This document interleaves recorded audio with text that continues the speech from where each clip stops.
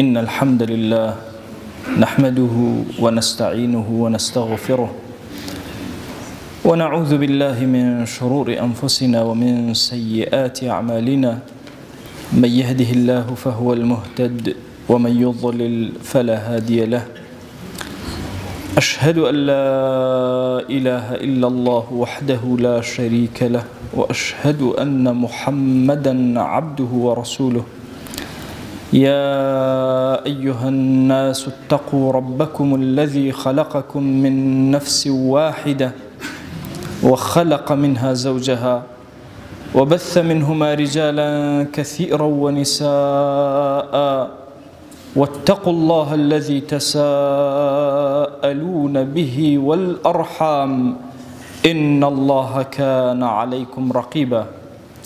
لپاش سپاس و ستایشێکی بێهامتا بۆ کردگاری مەزن و داواکردنی درود و ڕەحمەت بۆ سەرگیانی پاکی پێشەوای مرۆڤایەتی محەممەد صلی الله تعالى عليه وسلم. یەکێک لە هاوڵەکانی پێغەمبەری خوا صلی الله عليه وآله وسلم کە زۆر مەشهورە ناوی ئەبوو موسای ئەشعەریە.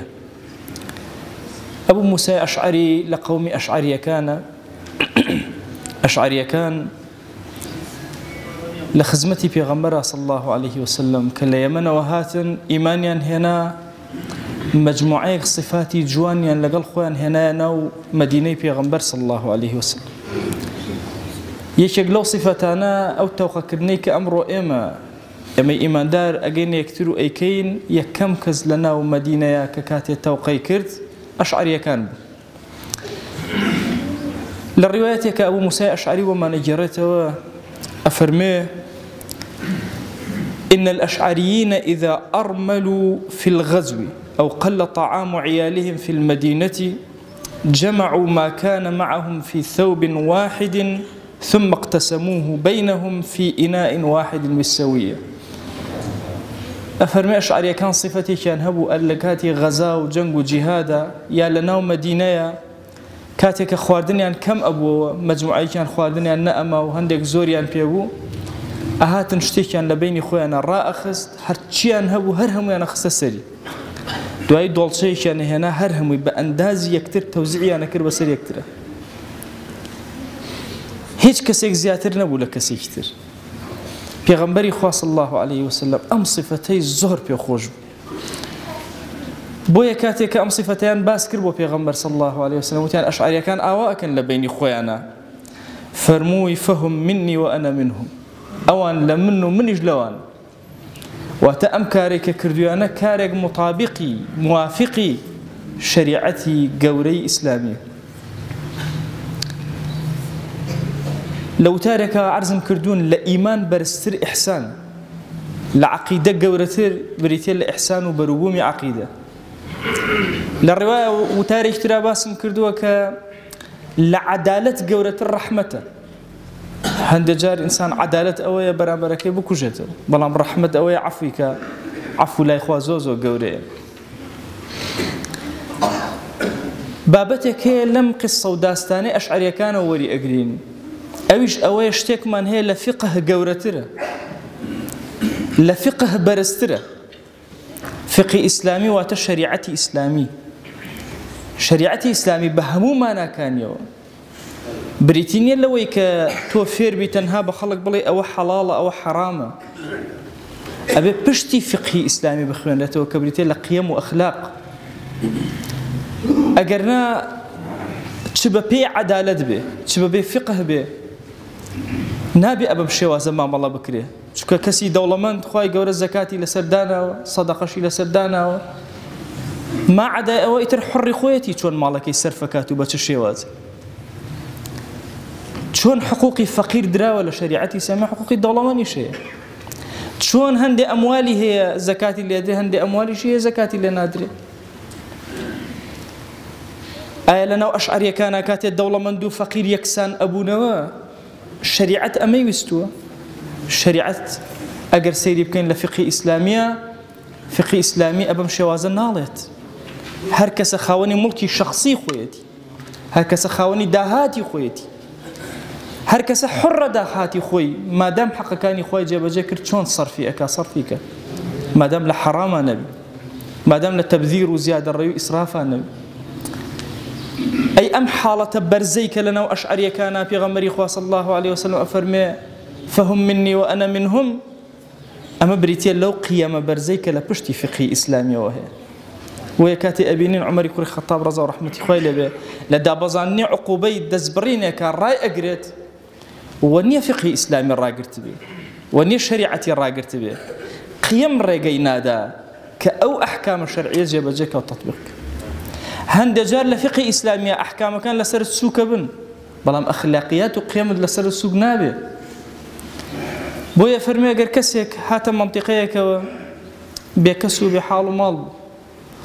ئایا ئیمانداران خۆمە بابەتی زەکات نییە واجبە لەسەریان کە میوانداری بکەن؟ بەڵێ واجبە لەسەریان کە میوانداری بکەن، وەکو ئیبن حەجەری عەسقەلانیە فەرمێ لە فەتح الباریە واجبە لەسەر ئیمانداران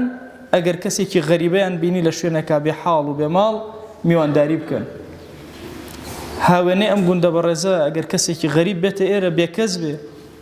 واجب ئەبێ لەسەر فەردی ئەم خەڵکی گوندە ئەبێ خزمەتکاری ئەو کەسە بکەن هەتاوە گۆکەوێتەوە سەرسک. یا کەسێ تووشی ناڕەحەتیەک ئەبێ هەر شێوازێک.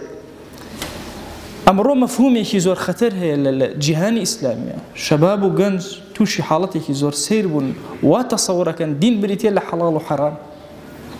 دین حتا ئەگەر ئەحکامەکانی جێبەجێ کرێ بێتە خاوەنی سوڵتە و دەسەڵات، قیەم جێبەجێ ئەکا بەسەر خەڵکە، چونکە هەموو ئەهدافەکان هەموو مەقاصیدەکانی شەریعەتی ئیسلامی وەکو ئیمامی شاطبی ئەفەرمێ بنیاد نراوە لەسەر منفعەتێ بۆ ئینسان مەضەڕەتێ لا درێ لە ئینسان، هەمووی لەسەر ئەوە دانراوە. بۆیە ئەبینی کاتێکە لە خزمەتی نوێژە ئەوەستی عیبادەتێکە بۆ لە خوا نزیک بێتە، بۆ ئەم عیبادەتە جێبەجێ ئەکەی، تەنها عن الفەحشاء والمنکر. لە ڕۆژوە تۆ بۆ خۆت ئەگریتەوە. حقیقەتی ئیسلامی زۆر گەورەیە، فکری ئیسلامی زۆر گەورەیە. فەلسفەی ئیسلامی ئەوە نییە هەموو جارێ فەقیر بەرز کاتەوە بۆ ئاستی دەوڵەمەند و شتی بداتێ، هەنێ جار دەوڵەمەند ئەهێنێ بۆ ئاستی فەقیر کە ڕۆژووە. وای لێ ئەکا ئەم کەسە دەوڵەمەند هەز بە برسێتی کە ئازار بچەژێ بۆی لەگەڵ فەقیرەکە هاوتا بێتەوە. ئەوە فەلسفەکەی پشتێتی کە تۆ ئەگەر هاتوو بە ڕۆژوو بیت و خەبی فەقیرت نەخوارد و هیچ گوێت لێ نەبوو، ئەوە لە فەلسفەکەی تێ نەگەیشت لە فەلسفەی ڕۆژوو. زەکات بۆ دەرئەکەی كي لا يكون دولة بين الأغنياء منكم، بۆی هەچی پارەی لای دەوڵەمەند کۆ نەبێتەوە، دەسا و دەستکا بچێتە ناو فەقیر و هەژار و مجتەمع و کۆمەڵگا. بۆ حەج ئەکەی. ئێمە دەورەکان خولەکانی دین خولی وامان هەیە ڕۆژی 5 جار ئێمە ئەو خولە ئەبینین، یەک نوێژەکەین لە حوزوری خوای ئەوەستین، خولی وامان هەیە ساڵی جارێک ڕۆژوەکان زەکاتەکان هەمان لە عومر تا جارێک، چونکە تەواوی فەلسفەی ئەخلاق تەواوی فەلسفەی قیەمی پشتی فقه لەوێ ڕەنگە ئەداتەوە. بۆیە تۆ چەند ڕۆژێک لە ناو حەجای ئەنواع زمان، ئەنواع ڕەنگ، ئەنواع طەبیعەتی زۆر تند زۆر هێواش، ئەنواع و ئەشکال خەڵکە بینی، نابێت کەلیمەیەک بڵێیت، زمانت ڕاگرە، فێری ئەخلاقی زمانت ئەکا، فێرت ئەکا چۆن مامەڵەکەی لەگەڵ ئینسانیەتە، حتا لەگەڵ ئاژەڵەکانە نابێ ئاژەڵە بکوژی، لەگەڵ دار و درەختە نابێ پەلێ بشکێنی. ئەمە فەلسفەی پشتی فقهی ئیسلامیە کە باسی حەضارەی ئیسلامی و ئومەتی ئیسلامی ئەکرێ و هەستانەوەی ئومەتی ئیسلامی ئەکرێ. ئێمە وا تەسەوڕەکەین لە زیهنمانە وەهای لێ کراوە کە ئەگەر ئێمە هاتین بووینە دەوڵەتدار، کاری ئێمە ئەوەیە خەڵک نوێژی پێ بکەین، ڕۆژووی پێ بگرین، کاری ئێمە ئەوەیە قیەمی عەدالەتی ئیلاهی لەسەر زەویە تەسبیت بکەین. جاری وە هەیە کەسێک نوێژ ناکات لە مجتەمەعی ئیسلامیە ئەژی، احتراماتی هەیە، کافرە بێدینە لەناو مجتەمەعی ئیسلامیە ئەژی، یەهود لەناو مەدینەیە ئەژیان، کەسێک حشتێکی پێ نەوتن بازرگانیان لەگەڵا ئەکرا، مامەڵەیان لەگەڵا ئەکرا، تا کاتێک کە خیانەتیان کرد عقوبەیان درا. منافق لەناو مەدینە هەبوون. واتە حەضارەتی ئیسلامی ئێمە واتێ نەگەین بەس بۆ موسڵمانە، فقهی ئیسلامی تەنها بۆ موسڵمان و بەس، مجردی فقهەکەم بۆ موسڵمانە، قیەمی پشتی فقهەکەم بۆ موسڵمان و غێرە موسڵمان. بۆیە ئێمە پێویستمان بە تەصحیحی هەندێک مەفاهیم هەیە لە کاروباری ڕۆژانەی خۆمانە بۆ هەستانەوەی ئومەت. ئێمە 100 ساڵە ئومەتی پێغەمبەر صلی الله عليه وسلم لە شکستەیە ئەژی چۆن هەڵ ئەسێتەوە ئومەتە ئەگەر لە مەفاهیمی قوڵی گەورەی شریعەتی ئیسلامی تێنەگا و پشتی فقهی ئیسلامی تێنەگا ئێمە لە ڕاستیە لە ئەمڕۆ کە بەرەو ڕەمەزان ئەڕۆین پێویستمان بەوەیە قاڵتر لە نوێژ حاڵی بین لە ڕۆژوو حاڵی بین لە زەکات حاڵی بین لە حەج حاڵی بین ئێمە هەمومان بۆ ئەوە خەلق کراوین کە عەبدایەتی ڕەب العالەمین کەین هەموو عەبدایەتیەکانیش لە پێناوی ئەوی تۆ مرۆڤێکی جوان بی مرۆڤێکی نوێ بی ئەکرێ ئەم ڕەمەزانە نوێترین مرۆڤ و جوانترین مرۆڤ بین ئەگەر لە مەفاهیمی شەریعەت تێبگەین خوای گیان لێت ئەپاڕێنەوە لێت ئەلاڵێنەوە لەسەر جەم گوناهەکانمان ببوورە یا ڕەب العالەمین کەڕەم و ڕەحمەت و بەزەی خۆت بەسەرمانە ببارێنە یا ئەکرەمە الئەکرەمین خوای گیان داوات لێ ئەکەین بە ناوی جوانت بە صیفەتی بەرزە بە ئیسمی عەظەمت ڕەحمەتی خۆت بەزەی خۆت بەسەر ئەم مەجلیسەمانە ببارێنە یا ئەکرەمە الئەکرەم بەخوا پەروەردگارە بەرەو مانگی میهری تۆ هەنگاو ئەنێن ئەزانین تۆ زۆر لێبوردەی بەڵام ئێمە بە کۆڵی گوناهەوە وا هەنگاو ئەنێن تۆ دەرگای خەیرمان بەسەرا بکەرەوە یا ڕەب العالەمین گوناه هەیە بە ئاشکرا کردومانە عەفومان کرد گوناه هەیە بە پەنهان کردومانە عەفومان کرد گوناه هەیە نەمانزانی کردمان عەفومان کرد گوناه هەیە زانیمان و لەسەری بەردەوام بووین عەفومان کرد گوناه هەیە لەمەوە پێش کردومانە عەفومان کرد گوناه هەیە لەمەوە دوای کەین و فریای تەوبە ناکەوین عەفومان کرد یا ئیلاهی داوا لێ ئەکەین ڕەحمەتی خۆت بەسەرمانە ببارێنە گرفتەکانمان بۆ چارەسەر کرد ئەومان بێ حاڵ و ماڵە ماڵداری کە ئەومان بێ مناڵە مناڵی پێعەتاکە ئەومان بە مناڵە مناڵی ساڵح کە ئیلاهی ئەومان گرفتێکی هەیە بۆی چارەسەرکە ئەومان یا ئیلاهی دڵی نائارامە ئارامی کە خوای ئارامی بەسەر دڵمانە ببارێنە بەسەر ماڵمانە ببارێنە بەسەر ژیانمانە ببارێنە ئیلاهی ئارامی و ئاسایش بەسەر گۆڕەکانمانە ببارێنە یا ئیلاهی داوات لێ ئەکەین شیفای نەخۆشیەکانمان بدە یا ڕەب العالەمین ئەو نەخۆشانەی ئەیزانین و نایزانین شیفامان بدە یا ڕەب العالەمین مسلمانانێکی زۆر داوای دوعای خێریان لێکردن کە نەخۆشیان هەیە خوایە شیفایان بۆ بنێرە یا ڕەب العالەمین یا ڕەبی خوایە شیفا و ڕەحمەت تەنها لەلای تۆیە یا ئیلاهی بۆ نەخۆشەکانی ئومەتی پێغەمبەری صلی الله عليه وسلم ببارێنە ئیلاهی ئەم عەبدانە هاتوونتە ماڵەکەی تۆ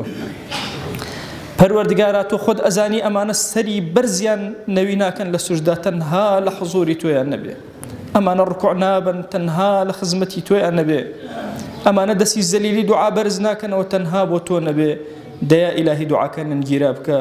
ادعوا الله وأنتم موقنون بالإجابة الحمد لله رب العالمين والصلاة والسلام على خير خلق الله محمد وعلى آله وأصحابه الكرام وتابعيهم بإحسان إلى يوم الدين أوصيكم عباد الله ونفسي قبلكم بتقوى الله وكثرة مخافته فإن التقوى شعار المؤمنين ودثار المتقين ووصية الله تبارك وتعالى في وفيكم وفي الخلق أجمعين وشويسكام إما قرد ما زانميك وما خلقت الجن والإنس إلا ليعبدون خواهي قورا جنوكو إنسانش تنها بي عبداتي ويش دروس كردن عبداتي خواهي باسنه من التنها نمانو تمام عبداتي بي أن إنسان جخواي ونزيق بو كجخواي ونزيق بيو هزب مراقبه خواي كرو شمديري خواي كرو كهسج بشمداري خواي كر قر لحظة وهرماني وشنه هس كرو فرن نزيكا جخواي وجلجة أنسش همشنيش قر هنقام من يجور أمور إنسانيتي هنقام منك خواي جوج الرازي كر كإنا بنجمع غاية الغايات پشتو غاية وآنه وكتشي عبداتي كرمي بي آنه أخلاق ما مرزيارب پشتو فقه إسلاميو تشيشهن أخلاق فريهن قيام فره برزيهن إنساني إيمان دار أشم آقاش چي قيامه بو بوشي ابن عباس رضا ورحمة خواج ونبو فرماو إن للحسنة ضياء في الوجه أجر إنسان حسنة وشكر دمو تمش قجبه ونورا في القلب نوري وملود للضليش وسعة في الرزق ربطش برزقي شو هن رزق شوي جورا ساعة جموبنا طبعا دوجي الرزق ما رزق كسب فضلي ما هن رزق كسبي أشم كسابت كري بيلاش كري بانجا كافري وكرو شو بيلاش كر رزق فضلي أنك خوا وش بنا العطاكر بركة جوزونه أرزق شبنا دريو وقوة في البدن قوة هذا الموبنا سرو إني شايشو ومحبة في قلوب الخلق وشويسو موبنا چکە جوان مامەڵەکەری چەنی مەخلوقات و خوای وشويسو موبنا بين مخلوقات و خواینا جل جلاله ئێمە ئیماندار ئارۆنە جەگر کاتێ هەرمانە مافرەتەر پانێنە زانمە چەنی مامەڵە چەنی یەکتری کردن ئێمە ئەهل و مزگیما هەن ئەهلی فرە جوانما هەن تاعەتەنە نمایەکان ڕەنگە فقهی ئیسلامینە نماکەش هیچ عیبش نەبوو بەڵام بەش و ئیحسانیش نقصانە کە هەستش بەخوای نەکردن هەز نەکردەیە کارشمە نەکردن بازاڕە تەمام نییە مامەڵە نەیانە تەمام نییە چەنی ڕەفیقەکەش تەمام نییە چەنی دەوروبەر و کۆمەڵگای تەمام نییە هەدەفەکە نامێنە دی عیبادەتەکەشەنە ئەشم ئێمە ئومەت و پێغەمبەری صلی الله عليه وسلم نمای سەحابیانێ بارمێوە ڕۆچێ سەحابیانێ زەکاتی سەحابیانە کە ئایا وینێنێ وەشەویست صلی الله عليه وسلم چەنی نماکەر و چەنی ڕۆچێ گێرە و چەنی بە هەمان چەشن پا هەمان دڵ ئێمە فرە و کاتی ڕەنگە زاهیر و نمایەکانمان پێسە ئەسحابیمان پە نەکردەبوو بەڵام ناواخن و نمایەکانمان دڵی ما پێسە ئەسحابینە مامەڵەما چەند یەکتری قیەمی بەرزمان پێسە یەکترینە وەروانەی فرە زەرورە ئێمە ئیماندار جە ئارۆنە کە ئومەت و پێغەمبەری صلی الله عليه وسلم هەرمانەشپانێنە کە جارێتەر وربێزەوە دروست بووە ئەشم بەڕاستی فرە ئاگاما چاق قیەمە بەرزا بوو کە ئینە پەشتە و طاعة وعبداته ككرمج بشتو آفقة إسلامي وكجيب جشك نق مسائل تنهى نما وروتشي حتى أحكامك تري قربانية وكتو كريش زولة وكبو عقيقي وشبيكري أحكام جهاد شريعة إسلامنا أحكام حكم حتى قضاوتي شريعة إسلامنا أحكام فتواي قرد بشتكيشو أخلاقي إسلامي أخلاقي برس رنقاتو قصاصنا بيسكرو كسي ودسج برياني شريعة مجال وبنا دسج بريو والله تو مجال أنا ماي عفو وربجاري كأين برسترها فقه كيك تطبيق كريو كأين فلسفة وجورن إسلامنا قرد ما بيس فكر إسلامي مش محالي ما بو يومش أنا حتى تاوم أمة جاري وتروير بيزنمي ودروسي بيوم أندامي وقولاني جور وستو أمتي دعوة رجزات وباكو برودجاري مفهوم قولك حقيقة شريعة ما يوننا بشكم إن شاء الله بما بكسانه وكرب العالمين كرما بالتوني ورئستي أمة بيغمري صلى الله عليه وسلم وأوصيكم أيضا بالصلاة والسلام على رسول الله حيث أمرنا الله تبارك وتعالى في محكم تنزيله قائلا إن الله وملائكته يصلون على النبي يا أيها الذين آمنوا صلوا عليه وسلموا تسليما اللهم صل على سيدنا محمد وعلى آل سيدنا محمد وبارك على سيدنا محمد وعلى آل سيدنا محمد كما صليت وباركت على إبراهيم وعلى آل إبراهيم إنك حميد مجيد اللهم اغفر للمؤمنين والمؤمنات وللمسلمين والمسلمات ولمن أنشأ هذا المكان اللهم أعز الإسلام والمسلمين وأهلك الكفرة والملحدين اللهم انصر من نصر الدين واخذل يا رب من خذل الإسلام والمسلمين اللهم آت نفوسنا تقواها فزكها أنت خير من زكاها أنت وليها ومولاها آمين آمين والحمد لله رب العالمين أقم الصلاة يرحمكم الله